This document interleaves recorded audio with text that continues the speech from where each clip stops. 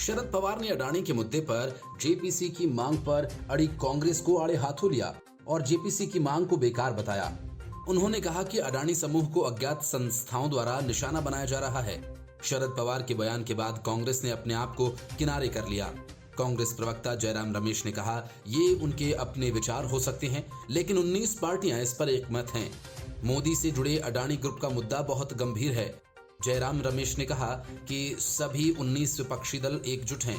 कांग्रेस इनमें सबसे बड़ी पार्टी है और हम संविधान और लोकतंत्र को भाजपा के हमलों से बचाने के लिए एक साथ खड़े रहेंगे।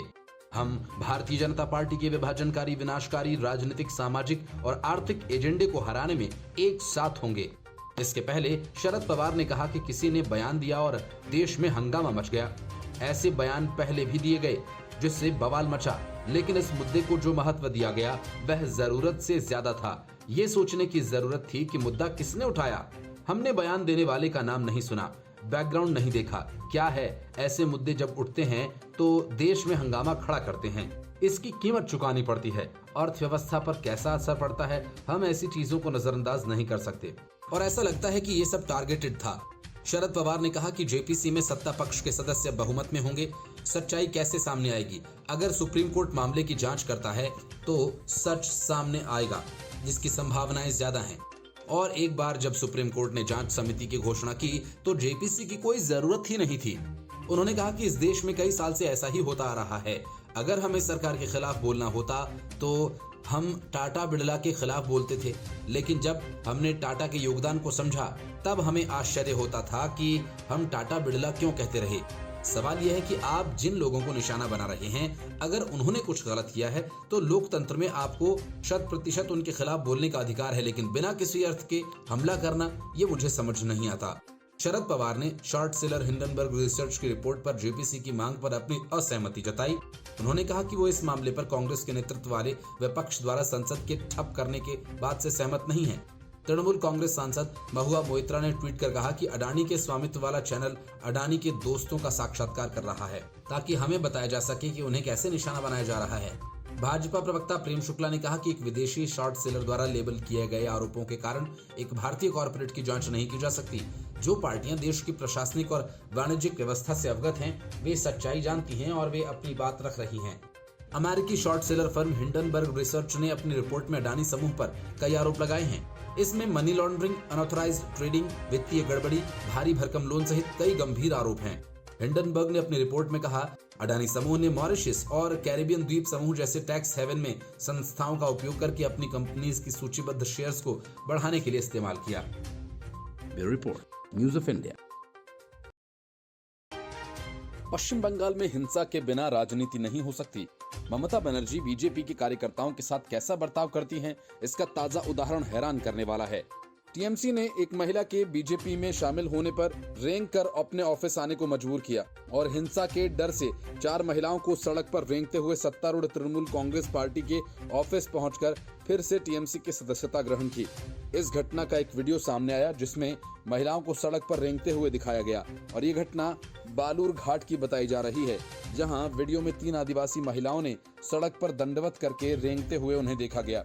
इसके बाद इन आदिवासी महिलाओं ने टीएमसी ज्वाइन की। ये महिलाएं इसके एक दिन पहले ही बीजेपी में शामिल हुई थीं। बीजेपी के प्रदेश अध्यक्ष डॉक्टर सुकांत मजुमदार ने इसका वीडियो ट्वीट करने के साथ ही टीएमसी पर जोरदार हमला बोला। सुकांत मजुमदार ने कहा कि मार्टिना किस्कू, शिवली मार्डी, ठाकरन सोरेन और मालती मुर्मू कल भाजपा में शामिल हुई थीं। ये एसटी समुदाय से ताल्लुक रखती हैं। ये सभी तपन गुफानगर की निवासी हैं। आज टीएमसी के गुंडों ने उन्हें टीएमसी में वापस जाने के लिए मजबूर किया और दंडवत परिक्रमा करने की बात कहकर सजा भी दी। इसके बाद बीजेपी ने इस मुद्दे पर पश्चिम बंगाल की मुख्यमंत्री ममता बनर्जी को घेरने के लिए जमकर हमला बोला। भाजपा नेता और पश्चिम बंगाल के सह प्रभारी अमित मालवीय ने ट्वीट करके कहा कि दंडवत परिक्रमा करने वाली ये आदिवासी महिलाएं मार्टिना किस्कू, शिवली मार्डी, ठाकरन सोरेन और मालती मुर्मू हैं। बालूर घाट की रहने वाली हैं। अमित मालवीय ने कहा कि ये कोई धार्मिक अनुष्ठान नहीं बल्कि स्थानीय टीएमसी नेताओं द्वारा दी गई सजा है, क्योंकि वे भाजपा में शामिल हो गई हैं। पश्चिम बंगाल में ममता बनर्जी के नेतृत्व में पश्चिम बंगाल बर्बाद हो गया है, जबकि दंडवत करती नजर आई महिला कार्यकर्ताओं से मार्टिना किस्कू का कहना है कि उसने प्रायश्चित करने के लिए ऐसा किया था। वहीं दक्षिणी दिनाजपुर की टीएमसी जिला महिला अध्यक्ष प्रदीप्त चक्रवर्ती ने कहा कि इन साधारण लोगों को उनकी भूल के बारे में समझाया गया था, जिसके चलते उन्होंने टीएमसी का झंडा थामा, अपनी भूल समझी और प्रायश्चित के लिए वे दंडवत करते करते पार्टी ऑफिस आईं। Bureau report, news of India. BJP ने 3 दिन के अंदर कांग्रेस को ट्रिपल झटका दिया है। पहले केरल से एके एंटनी के बेटे अनिल एंटनी के बीजेपी में शामिल होने के बाद आंध्र प्रदेश के पूर्व सीएम किरण कुमार रेड्डी और अब बारी तमिलनाडु की आई तो भारत के पहले गवर्नर जनरल सी राजगोपालाचारी के परपोते आर केशवन बीजेपी में शामिल हो गए। मतलब 3 दिन में 3 झटके। मतलब बीजेपी ने 3 दिन में केरल, आंध्र प्रदेश और तमिलनाडु में कांग्रेस को तगड़ा झटका दिया। केशवन ने केंद्रीय मंत्री वीके सिंह, बीजेपी नेता अनिल बलूनी और प्रेम शुक्ला की मौजूदगी में पार्टी ज्वाइन की। बीजेपी में शामिल होने के बाद सीआर केशवन ने कहा कि उसी दिशा में काम करूंगा कि भारत 2047 तक विश्व गुरु बन जाए। मेरा वही योगदान रहेगा जो राम सेतु बनाने में गिलहरियों ने दिया था। केशवन ने कहा कि जब हमारे पीएम तमिलनाडु में हैं, उस दिन दुनिया की सबसे बड़ी राजनीतिक पार्टी बीजेपी में शामिल करने के लिए धन्यवाद देना चाहता हूं। मुझे प्रधानमंत्री नरेंद्र मोदी और नड्डा जी ने प्रोत्साहित किया। पीएम मोदी की तारीफ करते हुए उन्होंने कहा कि प्रधानमंत्री की जन केंद्रित नीतियां, भ्रष्टाचार मुक्त शासन और सुधार आधारित समावेशी विकास एजेंडा ने भारत को एक नाजुक अर्थव्यवस्था से दुनिया की 5वीं सबसे बड़ी अर्थव्यवस्था में बदल दिया है। पिछले 9 साल में कैसे भारत के बाहर रहने वाले लोगों ने देखा भारत में किस तरह विकास की राजनीति हो रही है। मैं अपने घर में ऐसे लोगों को जानता हूं जिन्हें पीएम आवास योजना से पक्का घर मिला है। 3 करोड़ घर बन चुके हैं। अमित शाह जी ने एक बार कहा था कि डीबीटी पहले डीलर ब्रोकर ट्रांसफर था, लेकिन अब ये डायरेक्ट बेनिफिट ट्रांसफर हो गया है। सीआर केशवन हाल ही में बीजेपी से जुड़ने वाले ऐसे दूसरे नेता हैं जिनके परिवार का कांग्रेस में बड़ा कद रहा है। इसके पहले पूर्व केंद्रीय मंत्री और केरल के दिग्गज कांग्रेस नेता एके एंटनी के बेटे अनिल एंटनी बीजेपी में ज्वाइन हुए। एंटनी ने जनवरी में बीबीसी की पीएम मोदी पर डॉक्यूमेंट्री पर पार्टी लाइन से अलग राय रखते हुए विरोध किया और इस विरोध के चलते पार्टी में उन पर अनुशासनहीनता के आरोप लगने लगे और इसके बाद उन्होंने कांग्रेस से इस्तीफा दे दिया। Bureau report, news of India. Rahul Gandhi ने असम के सीएम से बैठे ठाले पंगा ले लिया तो हिमंता बिस्वा शर्मा ने उन्हें कोर्ट में घसीटने की धमकी दे डाली। असल में राहुल गांधी ने एक ट्वीट किया और उसके साथ एक तस्वीर भी। राहुल गांधी ने अपने ट्वीट में लिखा कि सच्चाई छुपाते हैं इसलिए रोज भटकाते हैं। सवाल वही है, अडानी की कंपनी में 20,000 करोड़ बेनामी पैसे किसके हैं? इसके बाद उन्होंने एक फोटो भी अटैच की जिसमें अडानी लिखा था, लेकिन इसके ही अक्षरों से कई अन्य नाम भी लिखे थे जिसमें गुलाम नबी आजाद, सिंधिया, किरण कुमार रेड्डी, हिमंता बिस्वा शर्मा, अनिल एंटनी के नाम शामिल हैं। इसी ट्वीट पर हिमंता बिस्वा शर्मा ने पलटवार किया। हिमंता बिस्वा शर्मा ने कहा कि ये हमारी शालीनता थी कि हमने आपसे कभी नहीं पूछा कि आपने बोफोर्स और नेशनल हेराल्ड घोटालों से अपराध की कमाई को कहां छिपाया। हिमंता बिस्वा शर्मा ने कटाक्ष किया कि हमने आपसे कभी नहीं पूछा कि आपने ओतावियो क्वात्रोची को कैसे अनुमति दी। क्वात्रोची कई बार भारतीय न्याय के शिकंजे से कैसे बच निकला। किसी भी तरह हम कोर्ट ऑफ लॉ में जरूर मिलेंगे। इससे पहले राहुल गांधी ने ट्वीट किया था कि सच्चाई छिपाते हैं, रोज भटकाते हैं। सवाल वही है, अडानी की कंपनी में 20,000 करोड़ बेनामी पैसे किसके हैं? ये पहला मौका नहीं है जब असम के सीएम ने राहुल गांधी पर हमला बोला है। इससे पहले उन्होंने वायनाड के पूर्व सांसद को लोकसभा से अयोग्य ठहराने के मामले में ताजा कटाक्ष किया था। गुवाहाटी में शर्मा ने कहा था कि 2013 में जब राहुल गांधी ने एक आपराधिक मामले में 2 या अधिक सालों की सजा के बाद सांसदों को पद पर बने रहने की अनुमति दी, यूपीए की सरकार की पहल का विरोध किया, तो हमने सोचा कि उनके पास उच्च नैतिक मूल्य हैं। हालांकि शर्मा के मुताबिक मौजूदा हालात इसके उलट कहानी बयां कर रहे हैं। मनमोहन सिंह के अधीन यूपीए मंत्रिमंडल ने 2 या 3 सालों के लिए सजा के बाद भी सांसदों और विधायकों को पद पर बने रहने की अनुमति देने के लिए एक अध्यादेश लाया।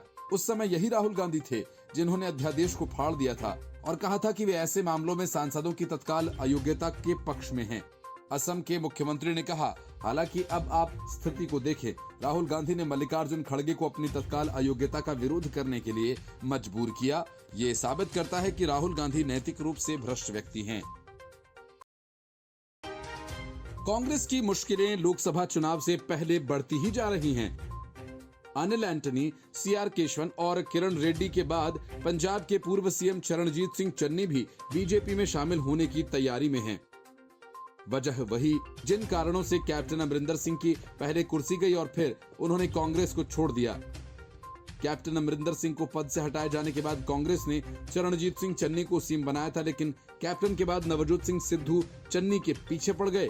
पूरे चुनाव प्रचार के दौरान विपक्ष से ज्यादा चन्नी सिद्धू के निशाने पर रहे। अब सिद्धू भी जेल की सजा पूरी कर बाहर आ चुके हैं और चन्नी भी अमेरिका से लौट आए हैं, लेकिन पंजाब में सिद्धू के होते कांग्रेस में कुछ कर पाना उन्हें मुश्किल लगने लगा। इसलिए अब चर्चा यह है कि वे जल्द ही बीजेपी में शामिल हो सकते हैं। सूत्रों का कहना है कि उन्होंने पंजाब में कुछ भाजपा नेताओं से मुलाकात की और यहां तक कि कांग्रेस ने उन्हें शांत रखने की कोशिश भी की है। अब अफवाह ऐसे समय में सामने आई है जब पूर्व पीसीसी प्रमुख नवजोत सिंह सिद्धू जमानत के बाद पटियाला जेल से बाहर आ गए हैं।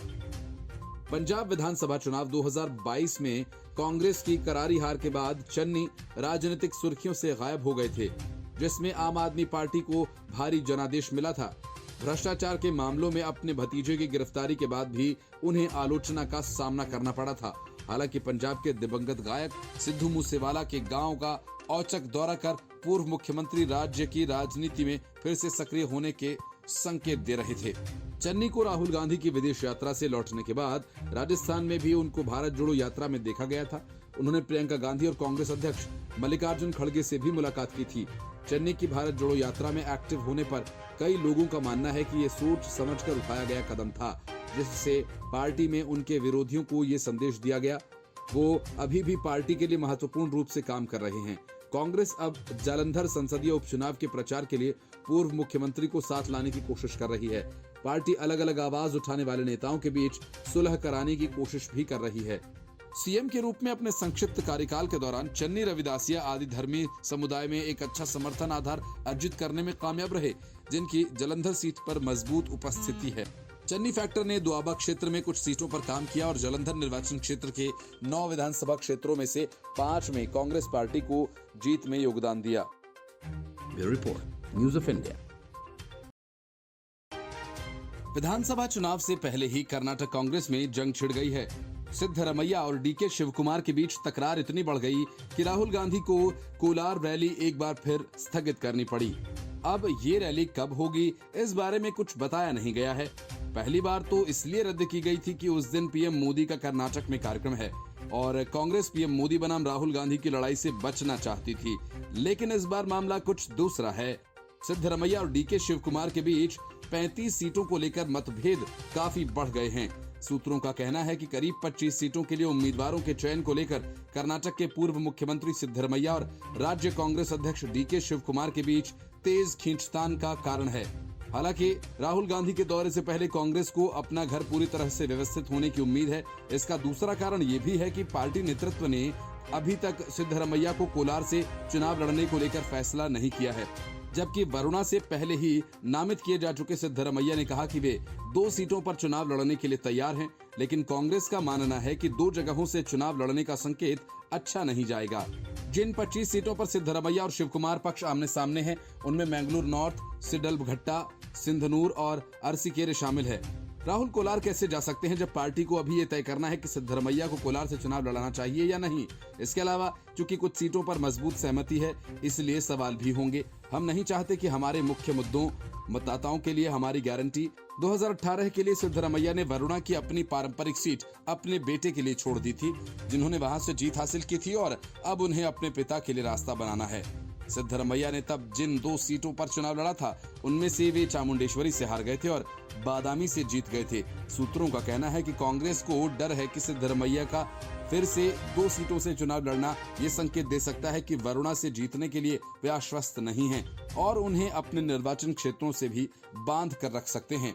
यकीनन कांग्रेस का सबसे लोकप्रिय चेहरा सिद्धरमैया है, मगर पार्टी चाहती है कि वो पूरे राज्य में उसके स्टार प्रचारक हों। हालांकि सिद्धरमैया के करीबी ये कहते हुए इस विवाद को खारिज कर सकते हैं कि वरुणा को लेकर वे बिल्कुल भी घबराए हुए नहीं हैं। कांग्रेस ने अब तक 10 मई के चुनावों के लिए 224 सीटों में से 166 के लिए उम्मीदवारों की घोषणा की है और लगभग 58 को छोड़ दिया है, जहां कई दावेदार हैं। सूत्रों का कहना है कि इन 58 में से 25 सीटों को लेकर सिद्धरमैया और शिवकुमार गुटों के बीच समझौता कराना विशेष रूप से कठिन साबित हो रहा है। जहां कांग्रेस की पहली सूची में ऐसी सीटें शामिल थी जिनमें कमोबेश सभी सहमत थे, वहीं दूसरी सूची में सिद्धरमैया को अपना रास्ता दिखाया गया था। मतभेदों के बारे में बात करते हुए एक वरिष्ठ नेता ने कहा कि हम बीजेपी की सूची का इंतजार कर रहे हैं। 1 या 2 नेता बदल सकते हैं, लेकिन करीब 25 सीटों पर दोनों अड़े हुए हैं। वे चाहते हैं कि उनके लोगों को टिकट मिले। अजीत पवार ने 2 दिन तक नॉट रीचेबल होकर सियासी सनसनी फैला दी। 2 दिन के बाद सामने आए और बताया कि वे आराम कर रहे थे, लेकिन हकीकत यह है कि 2 दिन बाद लौटे अजीत पवार के तेवर बदले बदले से दिखाई देने लगे हैं। इसके पहले डिग्री विवाद पर पीएम मोदी के पक्ष में बयान देकर उन्होंने अरविंद केजरीवाल और उद्धव ठाकरे गुट को बड़ा झटका दे दिया था और अब उन्होंने ईवीएम को लेकर उद्धव ठाकरे से लेकर शरद पवार तक सभी को सकते में डाल दिया है। कुछ दिन पहले शरद पवार ने एक बैठक की थी जिसमें ईवीएम से होने वाले मतदान पर संदेह जताया गया था। इसके बाद सामना में तो बाकायदा ईवीएम के खिलाफ अभियान तक छेड़ दिया गया। सामना में लिखा गया कि ईवीएम से मतदान सुरक्षित नहीं है। बीजेपी ईवीएम के सहारे लोकसभा का चुनाव जीतती है। लगे हाथ सामना में बांग्लादेश का उदाहरण देकर कहा गया कि बांग्लादेश में चुनाव फिर से बैलेट पेपर से होंगे। लेकिन शरद पवार और उद्धव ठाकरे की राय से अलग लाइन लेते हुए अजीत पवार ने कहा कि ईवीएम से मुझे कोई परेशानी नहीं है। मतलब साफ है कि एनसीपी और एनडीए में अब सब कुछ ठीक नहीं चल रहा है। और इसके पहले अजीत ने शुक्रवार को शनिवार को पुणे में होने वाले सभी कार्यक्रमों को रद्द कर दिया था। इसके अलावा कयास ये लगाए जा रहे थे कि वो एनसीपी के कुछ विधायकों के साथ संपर्क से बाहर हो गए हैं। लेकिन 2 दिन बाद अजीत पवार वापस आए और उन्होंने जानकारी दी कि तबीयत ठीक नहीं होने के चलते वे आराम कर रहे थे। साथ ही कहा जा रहा था कि उन्होंने अपने सभी आधिकारिक कार्यक्रमों को भी रद्द कर दिया था। वह ठाकरे की अगुवाई वाली महाविकास आघाड़ी सरकार में उप मुख्यमंत्री भी रहे थे। पीएम मोदी की डिग्री पर सवाल उठाने वालों से सवाल के मामले में हाल ही में अजीत पवार ने एक रैली के दौरान प्रधानमंत्री नरेंद्र मोदी की डिग्री का मुद्दा उठाया था और कहा था कि इसके बारे में पूछना उचित नहीं है। उन्होंने कहा था कि 2014 में क्या लोगों ने प्रधानमंत्री को डिग्री के आधार पर वोट दिए थे या उनका व्यक्तित्व था जिसने उन्हें चुनाव जीतने में मदद की। उन्होंने कहा कि वे 9 साल से देश का प्रतिनिधित्व कर रहे हैं। उनकी डिग्री के बारे में पूछना उचित नहीं है। हमें उनसे महंगाई और बेरोजगारी जैसे मुद्दों पर सवाल पूछने चाहिए। उन्होंने आगे सवाल किया कि अगर हमें उनकी डिग्री पर सफाई मिल जाएगी तो क्या महंगाई कम हो जाएगी? क्या उनकी डिग्री के बारे में जानकर लोगों को नौकरी मिल जाएगी?